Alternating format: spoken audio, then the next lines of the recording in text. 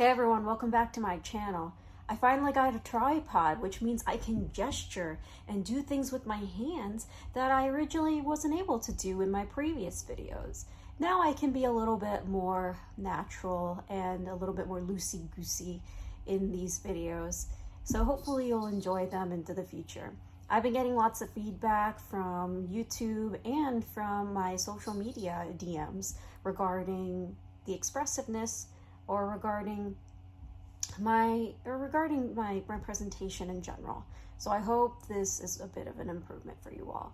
But as usual, please be sure to like this video, subscribe so you can get more content in oil and gas and professional development topics, and please be sure to comment on the video below. I can finally do that now, so I can incorporate your feedback into future videos. Today we're going to talk a little bit about time management in the oil and gas industry. However, this isn't just specific to the oil and gas industry. This can be applied for anything, anywhere in your life. So hopefully these tips that I'm going to provide, which have helped me, will be of use for you as well. With that being said, let's get to the content. The first tip I'm going to talk about is to-do lists. I know this sounds a little bit cliche, and it's usually correlated with those with type A personalities such as myself. But you need to hear me on this one, that you may need to consider it regardless of what personality type you are. To-do lists have helped me get structure and order in my life, because what doesn't get written down does not get done. At least that's how I operate.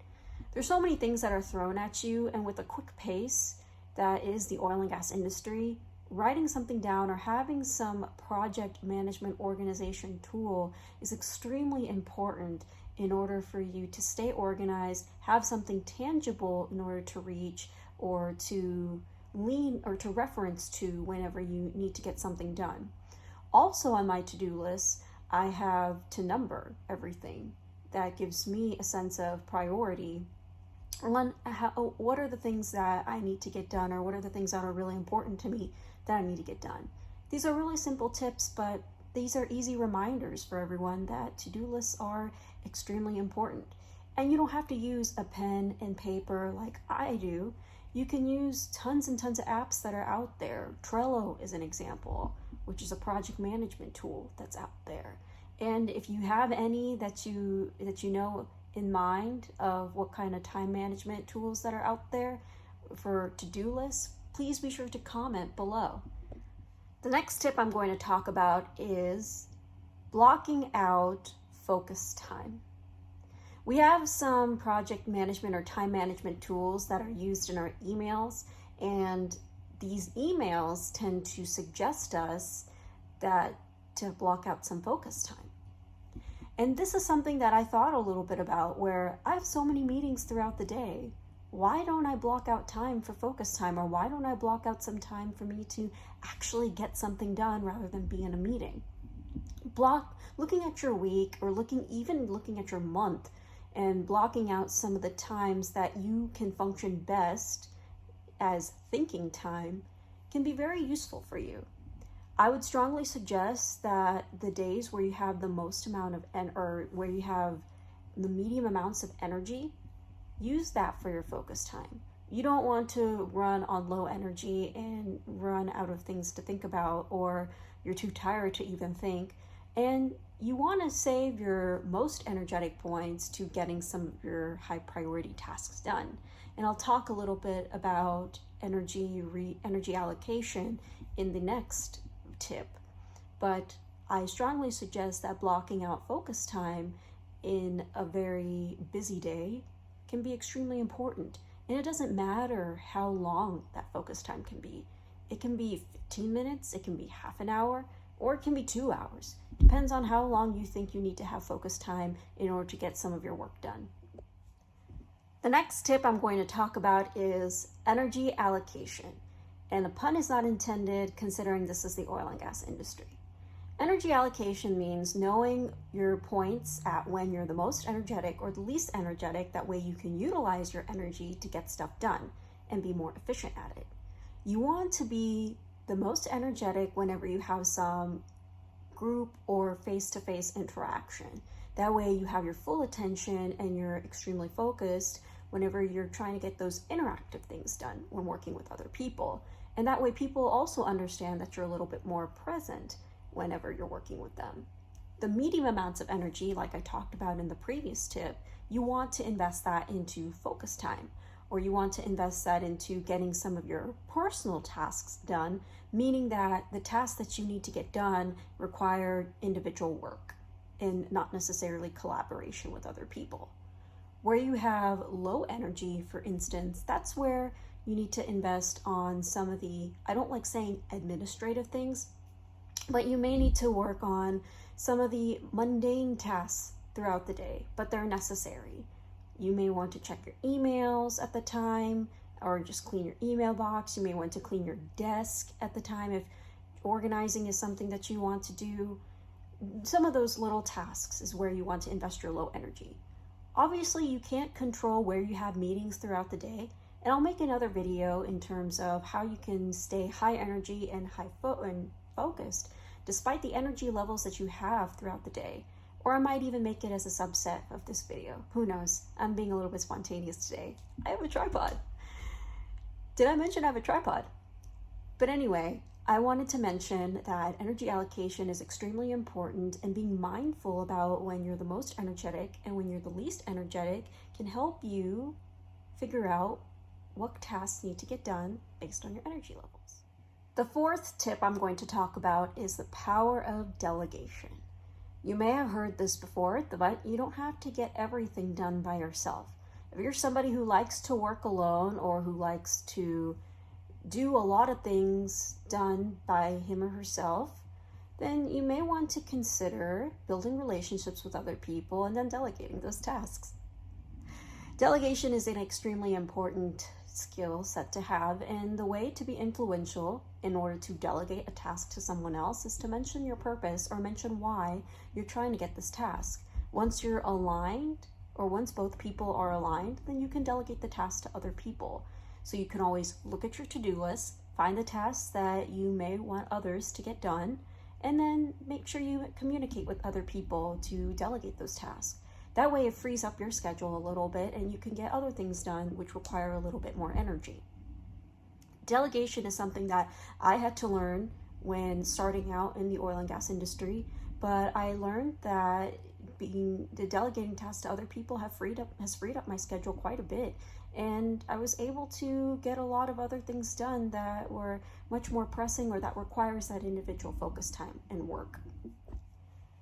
The next tip I'm going to talk about is scheduling when you're going to take breaks, or for me, scheduling when you're going to take a look at your social media. It's very, very tempting to look at social media, especially in my generation and generations after me. So to give you some context, I'm a millennial, but there are some Gen Zers out there that are looking at my YouTube videos that I would like to talk to as well. So for those millennials and Gen Zers out there that are with me, I would like to talk to you all about the importance of scheduling your social media time. It's very tempting, as I mentioned before, but you may want to schedule your low energy periods or times after when you finish a high energy task to then take a break and look at your social media. You don't need to over plan throughout your day and say at 10:15 I'm going to start looking at Facebook or LinkedIn, and at the end of the day I'm going to start looking at my Instagram. You don't have to do that. What you can do is know when you're going to finish a certain task, and then it's completely up to you whether if you want to check out your social media or take a break or get a coffee or something. But scheduling breaks is extremely important. You need to know what your attention span is. And again, there's a stereotype for millennials and Gen Zers that our attention spans are not as long compared to generations that are before us. So make sure you honor your attention span before you schedule your social media time. But also test your attention span a little bit. That way you can get something done rather than looking at your social media a lot.